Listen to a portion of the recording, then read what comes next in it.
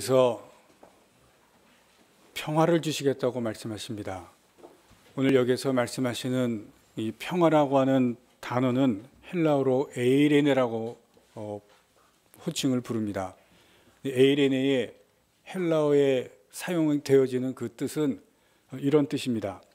전쟁이 있는데 전쟁이 끝나고 전쟁이 없을 때에 주어지는 평화, 전쟁이 다 끝나고 이제 사람들이 전쟁이 없기 때문에 우리에게 평화가 찾아왔다. 그럴 때 이 에이레네라고 하는 단어를 뜻합니다. 전쟁이 끝났을 때 이제는 질서가 찾아오고 법이 다스려지는 그러한 세계가 찾아오는 그러한 사회가 찾아왔을 때 에이레네라고 하는 평화를 또 평안을 말합니다. 로마 시대 때 세계를 정복을 하고 그때 사용하는 단어를 팍스 로마나라고 이야기합니다. 팍스는 평화를 말합니다. 그때 헬라어에서 에이레네라고 하는 단어를 사용합니다. 전쟁으로 로마가 세계를 다 지배하고 나서 법으로 다스리는 로마 시대로 그리고 질서로 다스리는 로마 시대에서 이제는 로마가 세계를 평화로 다스린다 하는 그때에 뜻하는 것이 평화를, 안정을 또 평안을 말합니다. 그러나 성경에서 오늘 예수님께서 말씀하시는 이 에이레네는 법과 질서로 다스리는 평안하고는 의미가 다릅니다. 구약시대에 이 에이레네를 사용하는 단어는 우리가 잘 아는 샬롬이라고 하는 뜻입니다. 구약시대의 샬롬의 의미가 신약시대에 와서 에이레네로 사용이 되어집니다. 이 에이레네라고 하는 성경의 의미는 이 헬라어에서 말하는 전쟁 없는 상황하고는 더 깊은 의미를 담고 있습니다. 어떤 것에서도 방해받지 않는, 어떤 것에서도 저해되지 않는 육체적인, 물질적인, 그리고 정신적인 자유가 보장되어지는, 그리고 완전한 충족되어지는 상태, 이것을 에이레네라고 말합니다.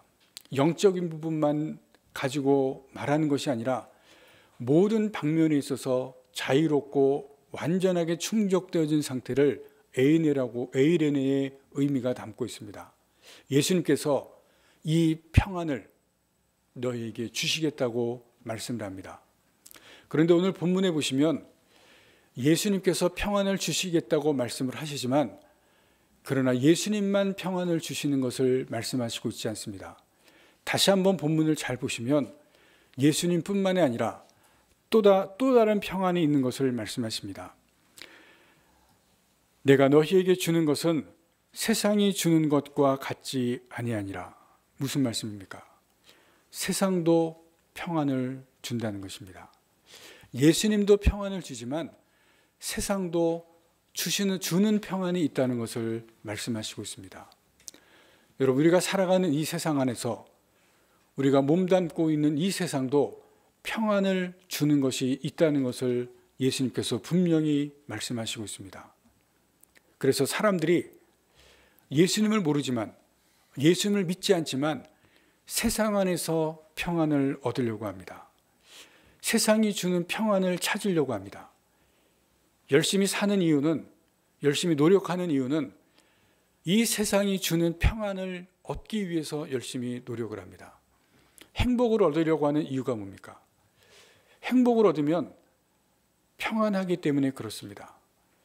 행복을 추구하는 이유는 행복 가운데 평안함이 있다는 것을 알기 때문에 세상이 주는 그 행복, 세상이 주는 평안이 있다는 것을 알기 때문에 세상 사람들은 그것을 얻기 위해서 열심히 노력을 합니다.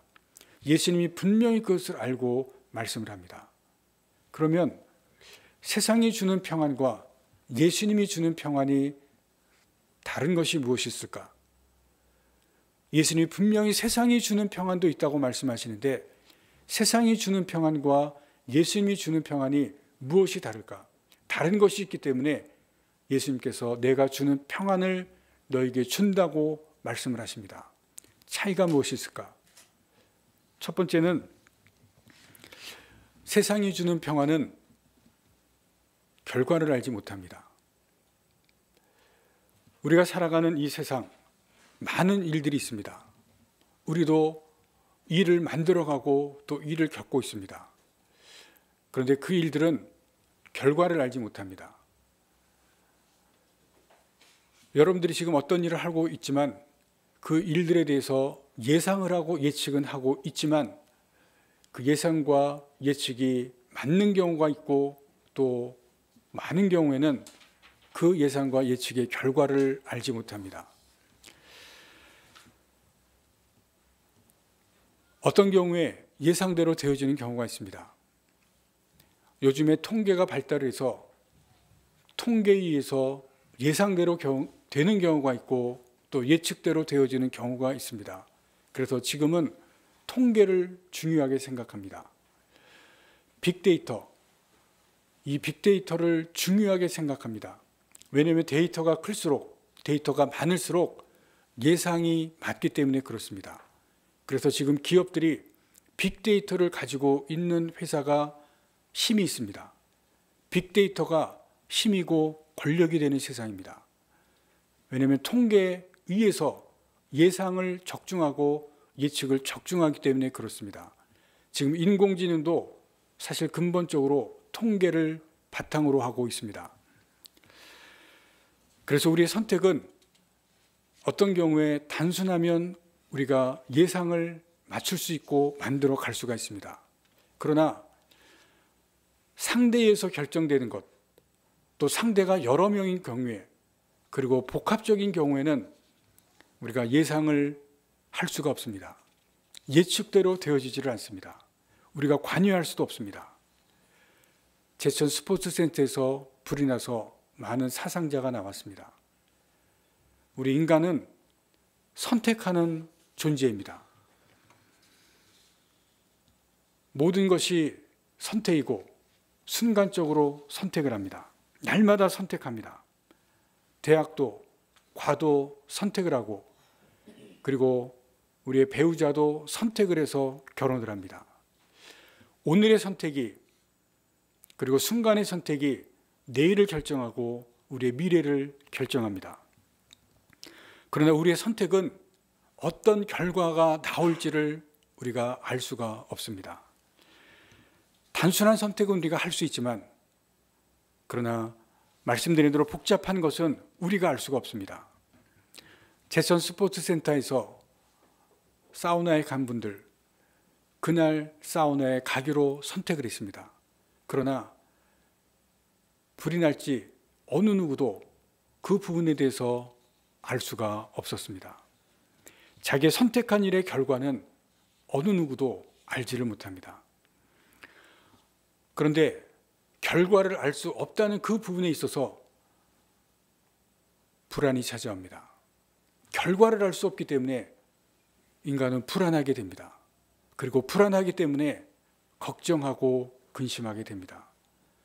여러분, 내가 선택한 것이 어떤 결과를 가져올 수 알지 못하기 때문에 사람들은 걱정하고 근심하고 그리고 그것으로 인해서 불안하게 됩니다.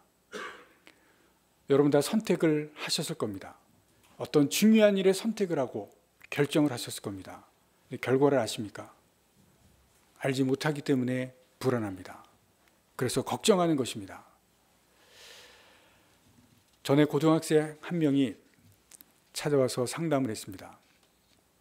열심히 공부하는데 열심히 노력을 하는데 시험 결과가 노력한 만큼 나오지 않는다는 것입니다. 시험 보게 되면 늘 떨린다는 것입니다. 그래서 상담을 했습니다. 두 가지 문제가 있습니다. 하나는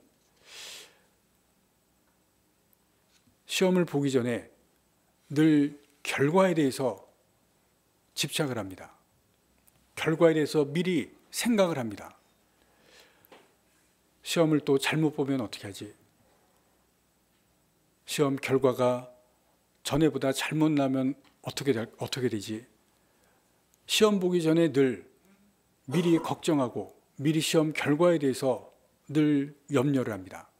공부는 열심히 하고 시험 준비는 열심히 하는데 늘 결과에 대해서 걱정하고 염려를 하게 됩니다. 두 번째 문제는 아버지 문제입니다. 아버지가 집에 오면 늘 아들의 잘못을 지적합니다. 물건이 제자리에 안 놔 있으면 제자리에 안 놔져 있는 것에 대해서 혼을 냅니다. 시험 잘못 보면 시험 잘못 본 것에 대해서 책망을 합니다. 늘 잘못하고 실수한 것에 대해서 책망을 하니까 이 아들이 시험 보기 전에 내가 시험을 잘못 보면 아버지한테 혼나면 어떻게 할까? 늘 걱정을 합니다.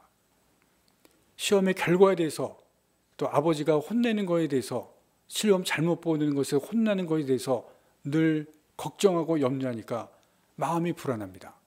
그러니까 시험 보는 당일날 그 불안한 마음 때문에 시험을 늘 망치게 됩니다. 그러니까 그것이 어디까지 연결이 되냐면 내가 이러다가 고등학생인데 수능 당일날 내가 이렇게 시험 보다가 수능을 망치면 어떻게 할까? 거기까지 연결이 되는 겁니다. 그러니까 늘 불안한 겁니다. 마음에 평안이 없습니다. 그래서 상담을 왔습니다. 사람들은 무슨 일이든지 결과를 먼저 생각하면 걱정하고 근심합니다. 그리고 그것이 불안으로 연결이 됩니다. 그 불안으로 마음의 평안이 없게 됩니다. 세상은 결과를 미리 알 수 없습니다. 결과를 미리 알 수 없는 것이 세상이고 사람입니다. 결과를 미리 알 수 없기 때문에 불안합니다. 그래서 사람들은 걱정하고 염려합니다. 여러분, 여기에서 결과를 알 수 없는 세상이 사람들에게 평안을 준다는 것입니다. 결과를 알 수 없는 세상이 사람에게 주는 그 평안은 진정한 평안을 줄 수가 없습니다. 말씀드린 것처럼 세상도 평안을 줍니다. 그러나 결과를 알 수 없는 세상이 주는 평안은 진정한 평안이 아닙니다. 그런데 우리가 이것을 한번 생각해 보시기 바랍니다. 여러분이 어떤 일을 하는데 결과를 미리 안다고 한번 가정을 해보시기 바랍니다. 직장 면접을 가는데 면접에 대해서 결과를 미리 알고 면접을 한다 그러면 어떨 것 같습니까? 대학 입시를 보는데 대학 입시의 결과를 먼저 알고 자녀가 입시를 본다. 여러분, 어떨 것 같습니까? 걱정하고 근심하는 것이 훨씬 덜 것입니다. 여러분들의 노후 걱정을 할 것입니다. 그런데 내 노후를 내가 먼저 안다. 그 결과를 먼저 안다. 내가 노후가 어떨 것인지를 먼저 안다고 생각하시면 여러분들 어떨 것 같습니까? 걱정과 염려가 훨씬 덜할 것입니다. 예수님은 우리의 미래를, 우리의 결과를 아시는 분입니다. 내가 어떤 일에 대해서 하려고 할 때에 여러분 그 일에 대한 결과를 아시는 분이 예수님입니다.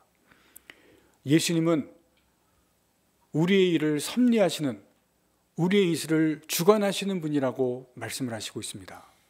일을 섭리하시고 주관하신다는 것은 그 일의 결과를 아시는 분이라고 하는 것을 성경은 말씀하고 있습니다. 결과를 아시는 분, 세상과 다른 분입니다. 결과를 아시는 분이 오늘 말씀에서 평안을 주시겠다고 말씀하십니다. 결과를 아시는 분이 평안을 주시기 때문에 오늘 본문 뒷부분에서 하반절에서 이렇게 말씀합니다. 너희는 마음에 근심하지도 말고 두려워하지도 말라. 예수님께서 어떻게 이렇게 말씀하실 수 있겠습니까? 결과를 아시는 분이기 때문에, 우리의 인생을 섭리하시고 우리의 인생을 다스리시는 분이기 때문에, 우리의 결과를 아시기 때문에 근심하지도 말고 두려워하지도 말라. 예수님께서 분명하게 말씀하시고 있습니다. 세상이 주는 평안은 결과를 알지 못하는 세상이 주는 평안이기 때문에 이렇게 말할 수 없습니다. 그러나 예수님은 우리의 결과를 아시는 분이기 때문에 근심하지 말라, 두려워하지 말라, 분명하고 확실하게 말씀합니다. 두 번째입니다. 세상이 주는 평안, 주님이 주는 평안하고 다른 이유가 있습니다. 여러분, 한국 사회가 얼마나 빨리 변합니까? 제가 2014년도 처음에 위례 지역에 왔습니다.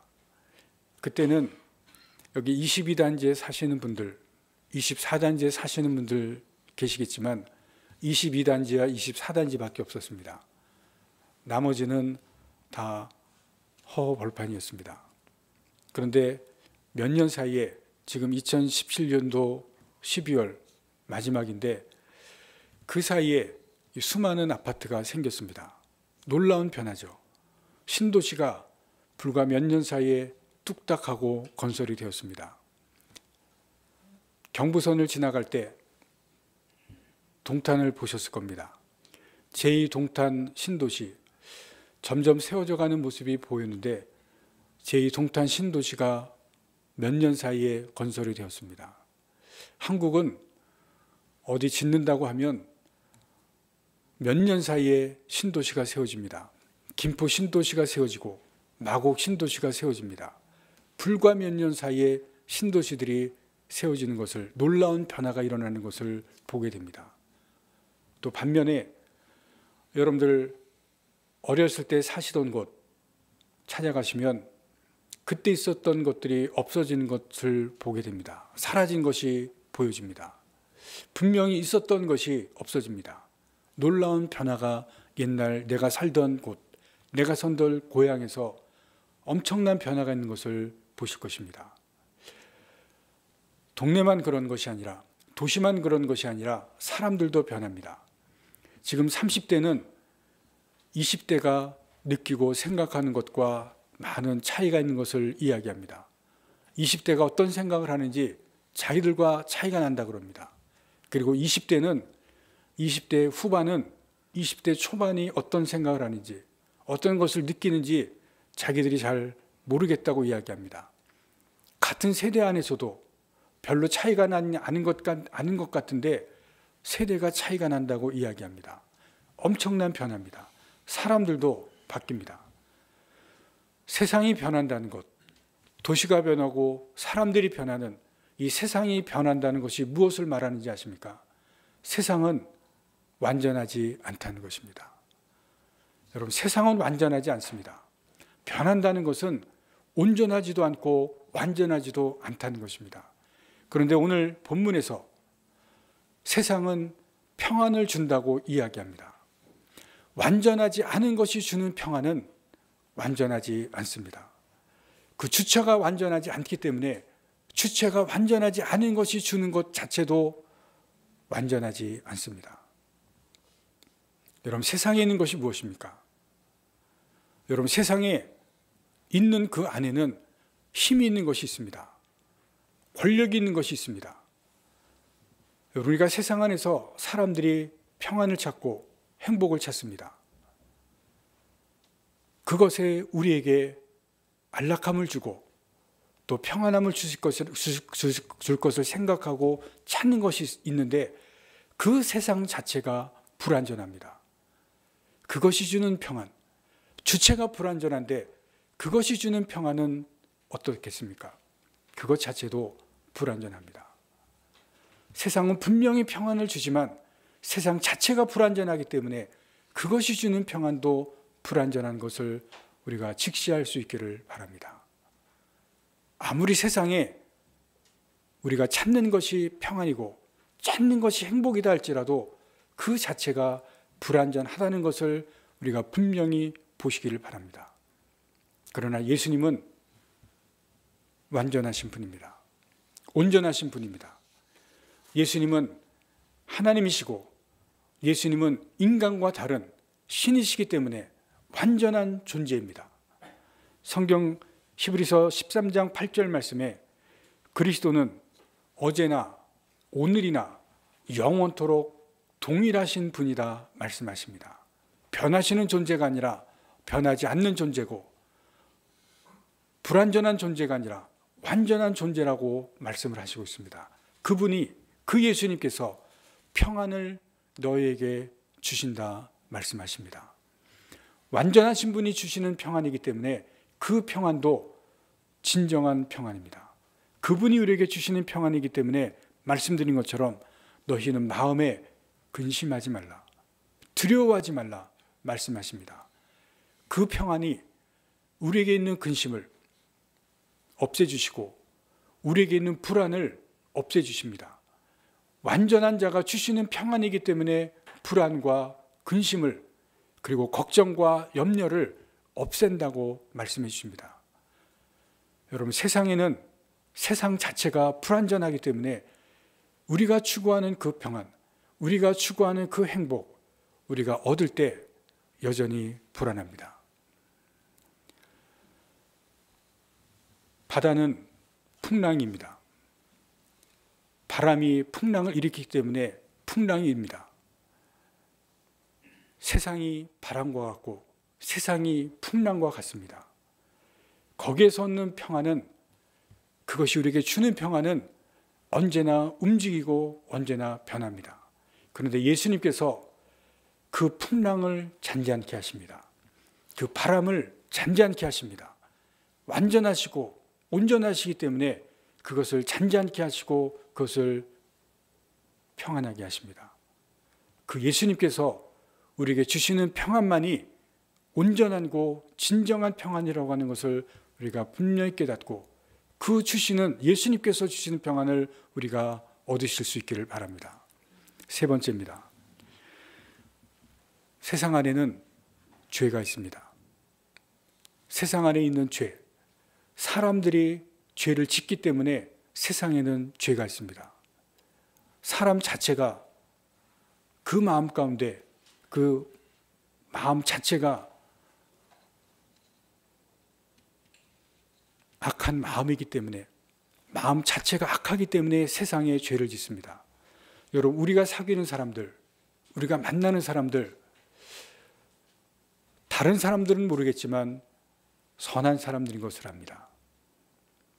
선한 사람도 우리가 만납니다. 그러나 그 마음 자체가 악한 마음입니다. 그렇기 때문에 우리가 만나는 사람들은 선한 사람이지만 그러나 살아가는 삶 속에 죄를 지을 수밖에 없습니다. 그래서 이 세상은 점점 더 악한 세상이 되어져 갑니다. 그런데 문제는 세상에 있는 죄를 세상은 해결할 수 없다는 것입니다. 이 죄를 해결할 수 있는 것, 이 죄를 해결할 수 있는 분은 예수님밖에 없습니다. 우리가 사람을 다시 봅니다. 사람을 사회적 동물이라고 합니다. 사람은 관계적인 존재입니다. 성경에서 사람을 사회적인 동물이라는 것을 관계적인 동물이라고 표현을 합니다. 하나님께서 사람을 창조하셨을 때 이 관계적 존재로 창조하셨기 때문에 성경은 관계적인 존재로 만듭니다. 그래서 사람은 혼자서 살아갈 수가 없습니다. 아담을 만드시고 나서 이어서 하와를 만드셨습니다. 함께 살아가게 하셨습니다. 사람과 사람이 함께 살아가게 하셨을 뿐만이 아니라 하나님과 함께 관계하면서 살아가도록 만드셨습니다. 여기 계신 여러분들, 그리고 세상에 있는 모든 사람들, 어떻게 땅에 나오게 되었습니까? 여러분, 어떻게 땅에 나오게 되었습니까? 세상에 나오게 되었습니까? 모든 사람들은 스스로 땅에 나오게 된 사람은 없습니다. 스스로 태어난 사람은 아무도 없습니다. 모두 아버지와 어머니 사이에서, 아버지와 어머니의 관계로 인해서 이 땅에 태어났습니다. 관계라는 것입니다. 그리고 어떤 사람도, 어떠한 인간도 모두 다 어머니의 배 안에서 10개월을 있어야 이 땅에 태어납니다. 약간의 차이는 있지만 모두 어머니의 배 안에 10개월을 있어야 땅에 나오게 됩니다. 여러분, 이게 무엇입니까? 어머니와 10개월을 관계해야만 사람은 이 땅에 나오게 됩니다. 어머니와 관계하지 않고는, 10개월 동안 관계하지 않고는 이 땅에 태어날 수 있는 사람은 아무도 없습니다. 그래서 어머니와의 관계, 사람은 어머니의 그 모성애, 이것이 누구보다도 가장 필요로 하는 존재가 바로 인간입니다. 그리고 땅에 태어났을 때, 세상에 태어났을 때 사람은 어느 누구도 혼자 살아갈 수가 없습니다. 그냥 있으면 인간은 다 죽을 수밖에 없습니다. 자기 혼자 먹을 것을 먹을 수 있는 인간은 아무도 없습니다. 지금 아기가 교회에 있지만 지금 저 아기도 몇 개월이 지났지만 절대로 혼자 먹을 수가 없습니다. 어머니가 먹여주어야만, 어머니가 먹을 것을 주어야만 살 수 있는 것이 인간입니다. 관계입니다. 어머니와의 관계입니다. 어머니가 없다면 누군가 다른 사람이 먹을 것을 주어야만, 그 관계 속에서 먹을 것을 주어야만 살 수 있는 것이 인간입니다. 무슨 얘기입니까? 관계적인 인간이라는 것입니다. 인간은 절대로 혼자 살아갈 수가 없습니다. 어머니와의 끈끈한 관계, 먹어요 주어야만 살 수 있는 존재가 바로 인간입니다. 그래서 관계적인 인간입니다. 그래서 태어나면 부모님께 감사해야 되고, 그리고 특별히 어머니에게 감사해야 되는 것이 인간입니다. 절대로 혼자 살아갈 수 있는 것이 인간이 아닙니다. 요새 한국에서 혼이라는 이야기를 많이 하죠. 혼, 아시죠? 혼밥, 혼술, 혼행. 그러나 인간은 절대로 혼이 아닙니다. 관계적인 존재로 하나님께서 만드셨기 때문에 어머니와의 10개월, 그리고 태어나서는 어머니가 먹어 주어야만 살 수 있는 관계적인 존재라고 하는 것을 성경은 우리에게 말씀하시고 있습니다. 그리고 근원적으로는 하나님과의 관계입니다. 하나님께서 창조하셨기 때문에 태어난 이 하나님과의 관계가 필요한 것이 인간입니다. 그런데 관계를 파괴한다는 것, 관계를 망가뜨린다는 것, 여러분 그것이 관계를 단절시키는 것입니다. 관계를 깨뜨리는 것입니다. 거기에 관계에 분열이 나고 관계에 갈등이 일어납니다. 그 결과로 나오는 것이 무엇인지 아십니까? 불안입니다. 관계가 깨어지면 사람은 불안하게 되고 사람은 거기에서 힘들어지게 됩니다. 관계가 그만큼 중요합니다. 이 관계를 깨뜨리는 것이, 그래서 사람을 불안하게 만드는 것이 죄입니다. 그것이 바로 죄입니다. 아담과 하와가 죄를 지었을 때, 여러분 성경을 보시면, 창세기 처음에 보시면 아담과 하와 죄를 지었을 때 불안한 모습이 성경에 나옵니다. 왜냐하면 죄는 관계를 깨뜨리고 그리고 관계를 파괴시키는 것이기 때문에 그것은 사람을 불안하게 만듭니다. 그리고 그 불안이 평안을 깨뜨립니다.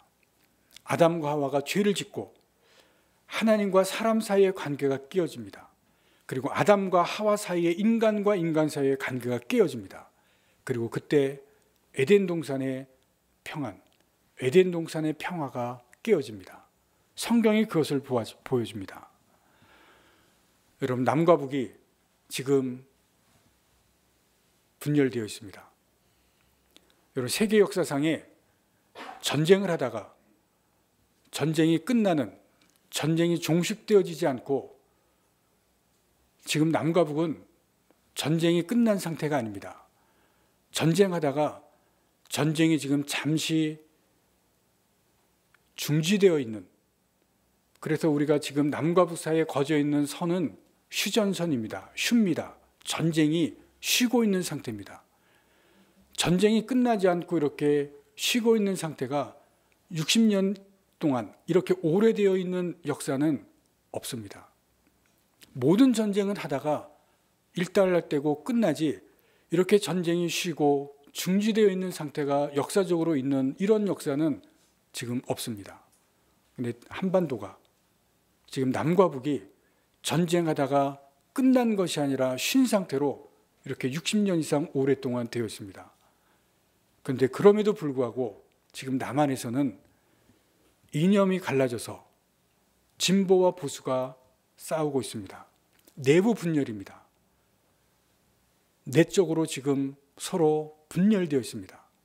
그리고 이념의 분열이 더 확장되어서 세대 간의 분열이 되어 있고,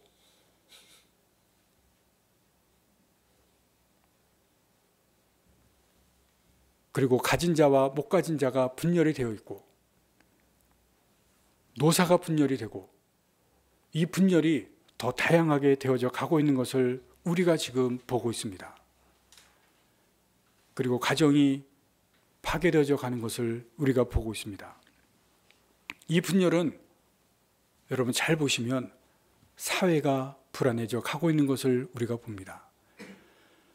여러분, 사회가 불안해져 가고 그 사회의 불안은 개인이 불안해져 가고 있는 것을 우리가 봅니다. 여러분, 지금 이 사회는, 우리나라는 사회의 불안과 개인의 불안이 점점 더 심해져 가고 있는 것을 우리가 잘 보실 수 있기를 바랍니다. 그런데 그 근본에는 남북의 분열과 사회의 불안, 사회의 분열과 가정의 분열, 그리고 그 가운데, 그 안에, 그 깊은 근본에는 죄악이 있는 것을 잘 보셔야 됩니다. 여러분, 전쟁이 왜 일어났습니까? 죄 때문에 일어났습니다. 북한이 쳐들어온 것은, 그것은 죄악 때문에 쳐들어온 것입니다. 우리 사회에 지금 이러한 분열이 일어나고 있는 그 근본에는 죄악 때문에 그러한 것을 잘 보실 수 있기를 바랍니다. 그것이 관계를 깨뜨리는 것입니다. 관계를 깨뜨리고 사회를 점점 분열을 일으켜 가게 됩니다. 이 죄, 이것을 해결하는 것은 예수님의 십자가입니다. 예수님만이 이 죄를 해결할 수 있다는 것을 우리가 성경에서 또 말씀을 통해서 보시기를 바랍니다. 그 어느 것도 이 사회에 있는, 그리고 개인에 있는 죄를 해결할 수 있는 것은 아무것도 없습니다. 이 죄를 해결하시는 그분이 진정으로 우리에게 평안을 주시는 것을 말씀합니다. 죄를 통해서 사람들의 관계를 깨뜨리고 사람들에게 불안을 주고 평안을 깨뜨리는 이 부분에 죄를 해결하실 수 있는 분만이 우리에게 평안을 주시는 것을 우리가 분명히 다시 한번 보실 수 있기를 바랍니다. 그분이 우리에게 말씀합니다. 내가 너희에게 평안을 주노라. 죄를 해결할 수 없는 세상은 평안을 줄 수가 없습니다. 죄를 해결하실 수 있는 분만이 진정한 평안을 우리에게 주신다고 말씀을 하고 있습니다. 성탄절을 맞습니다. 예수님께서 이 땅에 오셨습니다. 예수님께서 이 땅에 오실 때 예수님이 오실 것을 예언하면서 또 예수님이 오시는 그 순간에 천사들이 말하는 것이 있습니다. 공통적으로 말하는 것은 예수님을 평강의 왕이라고 말씀합니다. 평안의 왕이라고 말씀합니다. 아까 말씀드린 에이레네, 킹 오브 에이레네, 킹 오브 샬롬, 평강의 왕이 예수님이라고 말씀합니다. 그 예수님께서 주시는 평안, 세상이 줄 수 없는 것을 우리에게 주시겠다고 말씀합니다. 세상이 주는 것은 불완전한 세상이, 결과를 알 수 없는 세상이, 죄를 해결할 수 없는 세상이 절대로 우리에게 줄 수 없는 그 평안은 오직 예수님만이 우리에게 주신다고 말씀합니다. 그런데 이 평안은 갈망하는 자들이 얻을 수 있습니다. 예수님께서 주시는 이 평안은 그 마음속에서 주시도록 얻기를 위해서 갈망하는 자만을 예수님께서 주십니다. 누구에게나 주시는 것이 아닙니다. 그 평안을 얻기 위해서 마음속에 갈망하고 마음속에 얻기를 희망하는, 소망하는 자만을 예수님께서 주십니다. 여러분, 세상에 많은 사람이 있지만 이 평안을 다 받지는 못합니다. 이 평안을 다 주시는 것은 아닙니다. 이 평안을 얻기 위해서 갈망하고 이 평안을 얻기를 위해서 소망하는 그러한 마음을 여러분들이 갖기를 원합니다. 그래서 이 소망을, 이 평안을 주님께서 여러분들에게 주시고 그 평안을 가지고 이 땅을 살아가실 수 있기를 바랍니다. 특별히 성탄절에 2017년도 맞는 이 성탄절에 여러분이 주님이 주시는 이 평안을 얻기를 갈망하셔서 그 평안을 얻고 혼란한 이 세대에, 어지러워져가는 이 세대에, 죄가 점점 많아져가는 이 세대에 주님 주시는 평안으로 여러분들 마음 가운데, 여러분들 가정 가운데 진정한 평안에 임하시기를 간절히 바랍니다. 기도하시겠습니다.